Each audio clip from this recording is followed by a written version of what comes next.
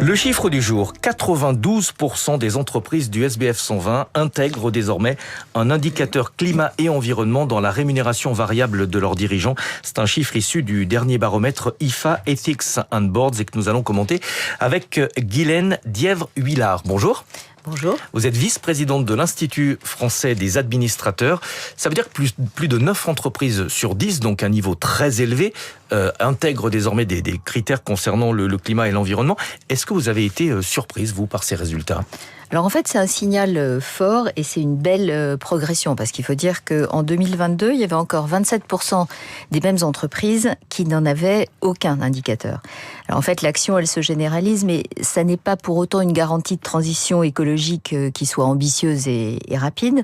Et pour ça, il faut 3 choses. Il faut à la fois des indicateurs qui sont robustes, qui sont pérennes, qui sont quantifiables et qui sont auditables. Et d'ailleurs, on constate avec joie que désormais, plus de 60% des entreprises ont des objectifs qui sont quantifiés. La deuxième chose qu'il faut, ce sont des objectifs de long terme qui sont en ligne avec la trajectoire climatique et net zéro 2050. Et la troisième chose qui est indispensable, c'est d'accroître la transparence dans la communication. Et on voit que là aussi, ça progresse. Alors quand vous parlez d'objectifs quantifiables, de quoi on parle exactement ?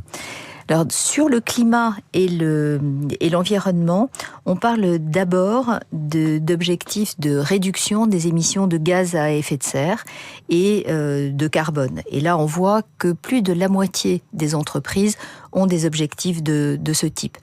Ce à quoi on assiste également, c'est une augmentation des indicateurs qui sont liés à l'efficacité énergétique, aux énergies renouvelables, mais aussi à la biodiversité et à la préservation des ressources naturelles. En revanche, on assiste à une relative diminution des indicateurs qui sont liés à la finance verte. Dans justement les critères, le fait qu'il y ait une diminution des indicateurs de la finance verte, qu'est-ce que ça cache ? Pourquoi cette décision des entreprises ? Tout simplement, au départ, c'était surtout les seuls pratiquement objectifs qui étaient quantifiables. Aujourd'hui, les entreprises ont tendance à regarder des critères qui sont plus fins et qui sont plus adaptés à l'activité de l'entreprise. Et donc, on voit aussi une émergence d'autres indicateurs. Au-delà, par exemple, dans les critères RSE, même si le climat-environnement représente 58% des critères de la RSE, on assiste aussi à une émergence de critères qui ne sont pas relatifs au climat, comme par exemple la R&D ou la réputation de l'entreprise. Mais quelle est l'importance des objectifs climatiques par rapport notamment aux critères financiers ? Est-ce qu'ils parfois ne sont pas utilisés pour masquer une sous-performance financière de certaines entreprises ?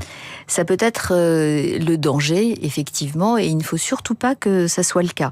Et c'est la raison pour laquelle ça pourrait être une bonne idée que ces indicateurs liés à la RSE ne soient pas distincts des objectifs financiers, mais soient considérés comme un multiplicateur ou un démultiplicateur de la performance financière.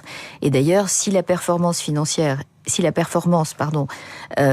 extra-financière est liée à la RSE et parfaitement intégrée, on voit bien que ça aura un effet bénéfique sur la rémunération des dirigeants. Alors, on le répète, 92% d'entreprises sur le SBF 120 qui intègrent un indicateur climat et environnement dans le calcul de la rémunération variable de leurs dirigeants.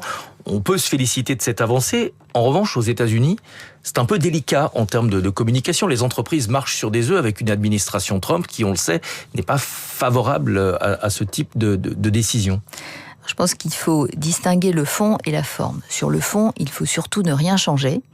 En revanche, sur la communication, il y a une ligne de crête un petit peu étroite avec laquelle il faut jouer et peut-être communiquer de façon moins proactive, en particulier vis-à-vis des investisseurs anglo-saxons et en particulier américains sur ces objectifs RSE. Parce que si on les met trop en avant, ça risquerait de décourager certains investisseurs anglo-saxons de prendre des participations ou d'investir dans des entreprises françaises et européennes ? En tout cas, ça les met en porte-à-faux vis-à-vis d'une attitude américaine dont on sait aujourd'hui qu'elle n'est pas favorable de manière proactive à des critères RSE. Oui, ça n'est pas la priorité de l'administration Donald Trump. Merci beaucoup d'être venu ce matin nous parler de cette évolution intéressante. Guylaine Dièvre-Huillard, vice-présidente de l'Institut français des administrateurs. Dans un instant, le journal de 7h, ce sera avec Lénaïque Monnier et puis bien sûr la matinale jusqu'à 9h avec David Abiker. Il est